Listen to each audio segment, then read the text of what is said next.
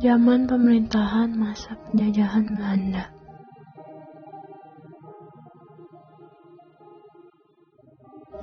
Pada tahun 1602, setelah penjajahan Portugis berakhir, Belanda masuk ke Indonesia melalui Banten yang dipimpin oleh Cornelis de Houtman. Setelah sampai di Indonesia, Belanda mendirikan VOC karena ingin menguasai kekayaan Indonesia atau rempah-rempah. Tetapi karena banyak persaingan perdagangan di Banten, maka kantor VOC dipindahkan hingga berakhir di Yogyakarta. Di Yogyakarta, VOC menyepakati Perjanjian Giyanti. Perjanjian Giyanti ini berisi bahwa Belanda mengakui Mangkubumi sebagai Sultan Hamengkubuwono. Perjanjian ini pun membagi kerajaan Mataram menjadi Kesultanan Yogyakarta dan Kesultanan Surakarta. Akhirnya, VOC dibubarkan pada tanggal 1 Januari 1800 setelah Prancis mengalahkan Belanda. Semenjak VOC dibubarkan, Belanda kemudian memilih Daendels sebagai gubernur. Pada masa itu, Daendels memaksa rakyat untuk membangun jalan raya dari Anyer sampai Panarukan atau disebut kerja rodi. Bahkan, menghukum orang yang ingin melarikan diri dari kerja rodi tersebut. Oleh karena itu, zaman pemerintahannya tidak bertahan lama. Karena zaman pemerintahannya tidak bertahan lama, maka digantikan oleh Thomas Stamford Raffles. Sistem peradilan yang dilakukan lebih baik daripada Daendels. Walaupun tidak sekejam Daendels, tetapi hasilnya tetap menyengsarakan rakyat.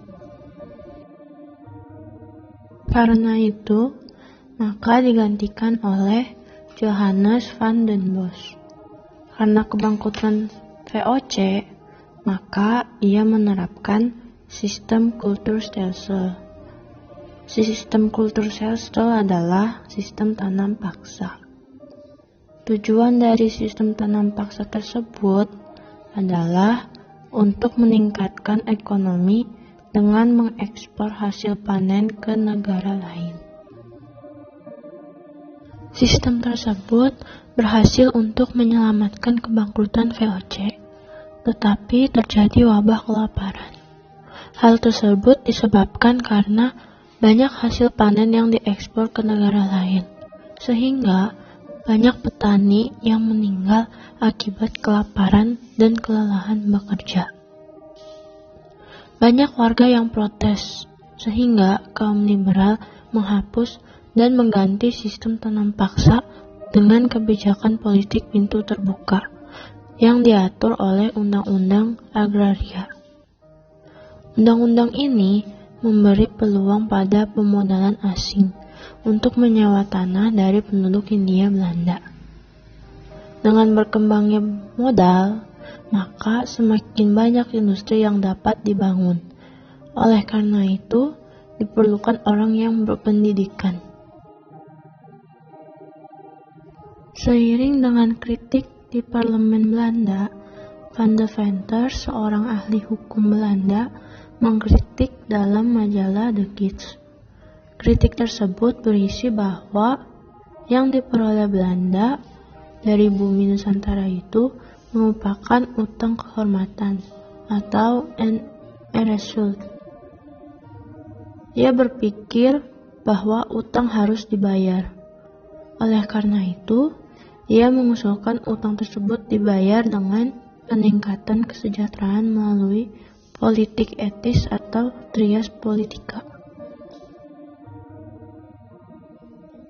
Isi politik etis ada 3, yaitu irigasi atau pengairan, di mana pemerintah Hindia Belanda akan memperbaiki pengairan dan bendungan untuk keperluan pertanian. Lalu ada edukasi atau pendidikan, di mana pemerintah Hindia Belanda akan memperluas bidang pengajaran dan pendidikan bagi Bumiputra di Hindia Belanda.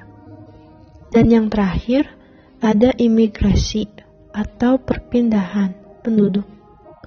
Melalui imigrasi, pemerintah Hindia Belanda akan mengajak penduduk Hindia Belanda untuk bertransmigrasi untuk mengurangi kepadatan di Pulau Jawa.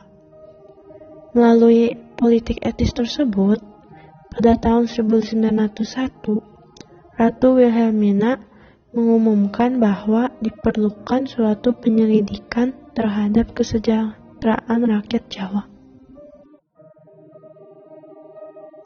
Namun dalam pelaksanaannya, banyak yang terjadi penyimpangan. Tetapi, dampak yang paling menonjol adalah bidang edukasi.